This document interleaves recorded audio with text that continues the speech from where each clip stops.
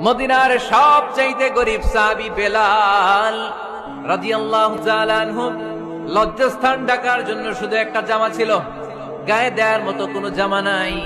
এই সাহাবীর মতো গরিব কোন সাহাবী মদিনার জমিনে নাই।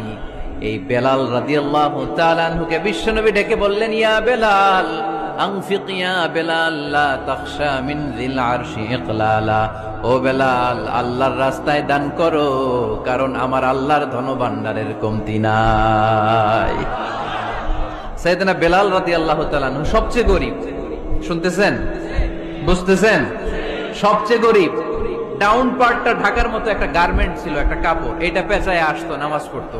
গায়ে রাখার মতো কোনো জামা নাই, আর খাবার দাবার টাকা পয়সা বলতে নাই।